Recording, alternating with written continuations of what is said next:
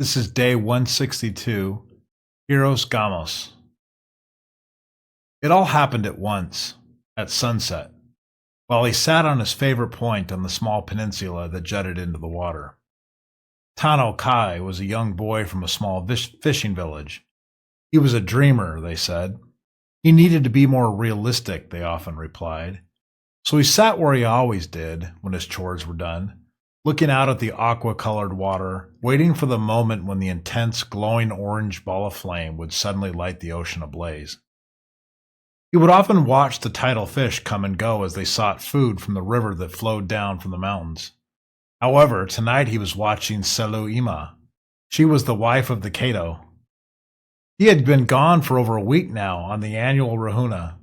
One of the older boys had gotten to go this time, and Tano was fighting feelings of jealousy. He watched as Selu pushed her Vicano into the water. She was so graceful and purposeful in her movements. He could see her nets carefully arranged along the sides as she glided through the water along the shoreline. "I hate my mom," a feminine voice said from behind him. Tano jumped and quickly turned around, not expecting someone to have snuck up on him unnoticed. For a moment he chided himself and fought a wave of self-criticism, which he quickly doused when he saw who the voice belonged to. Hi, Miri," he said rather sheepishly. "She is always on the water. I have to do everything at home. My brothers are driving me crazy," Miri said as she jumped up and glided in close to Tano. "Yeah, but she does bring in the largest hauls after sunset," Tano said, though not very forcefully. Miri looked as if she was going to object, but from the small trail at the base of the rock they sat on, two women approached. "Mireya, you need to get back to the village. Your brothers are running amok.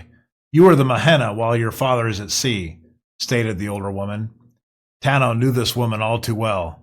She was the most respected elder in the village, and Tano dared not make eye contact. He had asked her for advice a few days ago and had yet to follow it. Asking for advice from the Matara was one thing, but not doing what she said was tantamount to heresy. He might as well have cursed at the sun or thrown fish guts back into the ocean. However, what really made him nervous was the woman standing next to her. "Hi, Mom," Tano said with a sudden spike of confidence, as if to say, "I did nothing wrong, and please leave now because Myra is here all at the same time."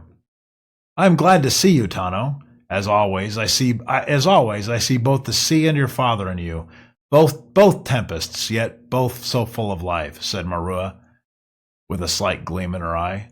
Of course, she caught everything going on all at once and did not miss any nuance.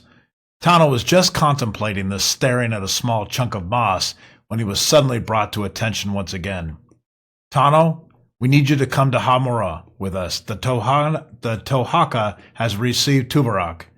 He has just awakened, and he has summoned you. We are preparing the Varako ritual now. Come with us," said Amma, who was the Matara. Miri reached over and squeezed his arm as she let out a small gasp. With that, Tano heard the distant call of the seabirds. The sun had just set on the water. He watched as the four women in his life were bathed in a brilliant orange glow. Tano slowly got down from the rock. As he walked toward the path, his mother and the village tidekeeper hugged him. His anima was now complete.